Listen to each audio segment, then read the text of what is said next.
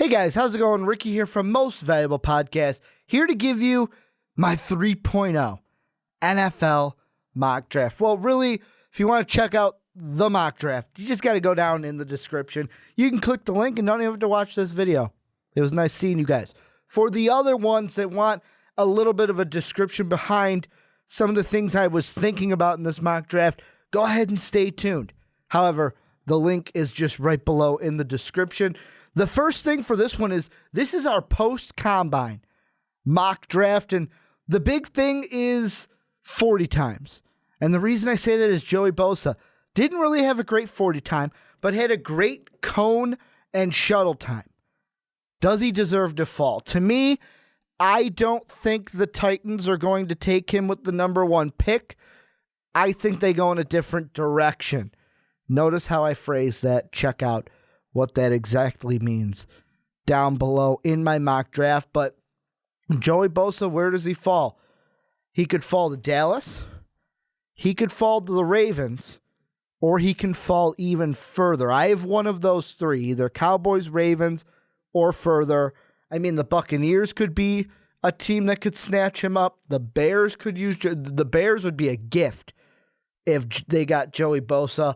But the thing is, should Joey Bosa be able to fall? I think he should, because the 40 time isn't a time that you need for an elite number one overall talent. And you could have any opinion you want on the 40. Is it going to mean a bad 40 time? He's not going to be a good NFL player? No. But usually the number one picks have that elite kind of a 40 time. Then if he doesn't go number one, you throw in another player, DeForest Buckner. Who goes first? I say if Bosa doesn't go number one like he didn't in this draft, Buckner is going to be the first DE off the board when we get to the NFL draft. Speaking of another athlete that didn't run a 40 at all, said I'm going to save it to the pro day, Laquan Treadwell. I had him going number 3 in my 2.0. Now I've got him outside the top 10. To me, the 40, it isn't, well, for wide receivers, it's imperative because especially if you're a guy who's going to take the top deep and take the top off the defense, I want to see how quick you get to your top speed and how fast you can run a 40 so you can get down the field and my quarterback can hit you. Now, Laquan Treadwell has time to pick up his stock in my mock draft. I just had him falling this kind of addition because he didn't run a 40 and I held it a little bit against him. Some other picks, the Titans, like I said, who are they going to take at number one? Is now Laramie Tunsil the number one foregone pick at the first overall pick? Maybe not. One guy I think is actually going to rise. I usually had him going to Jacksonville at number 5 was Jalen Ramsey. I got him rising in this one. I'll be honest. He had a great combine performance. This kid could be the most athletic player that we have in this draft, and he already a top 5 pick, but could be a top 3 pick when we get to the actual draft. I love the kid. I think he had a great combine and just could show a lot of things to whatever NFL team he's on. Last thing I want to mention is Robert Nkemdiche. This is a guy, I had him falling again, and the main reason is because he didn't do well in the interviews. I have a link linked in my mock draft to when he was asked about his incident. He answered that he didn't have marijuana charges and that he was actually drunk. That's why everything that happened, he only got charged with the possession because the room was under his name.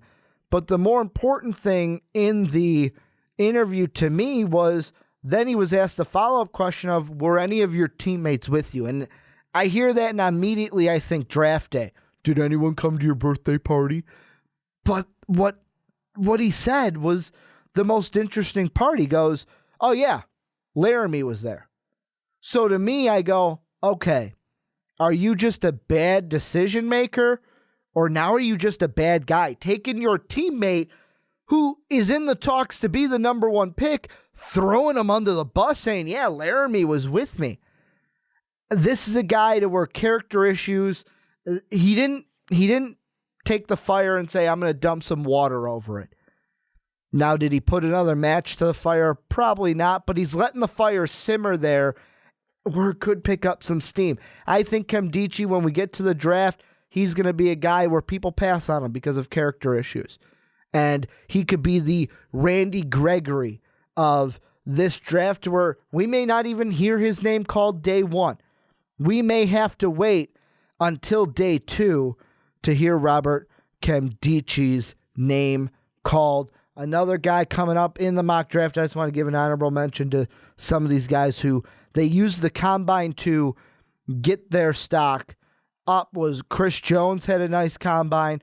And then I also have Jason Springs. His was more of a solid combine performance, but more importantly, a need at another position. I hope you guys like this draft. Like I said, it's down below in the description. You can comment down below. You can comment on the WordPress article. You can hit me up on Twitter at Ricky Widmer. Let me know what you think of this mock draft. What do you think of some of the big stories after the combine? Is Bosa, should he still be the number 1 pick? Should the Titans now, is Tunsil the foregone number 1 choice if Bosa does not go number 1? Please let me know. I'd love to have these discussions with you guys. It's why I do these mock drafts and bring you these videos. You can also hit that like and subscribe button. We're trying to get to 1,000 subscribers. That's the next goal. We'd really appreciate it if you could help us out. Thank you again for watching this video and checking out my mock draft. But as always, have a good day, everybody.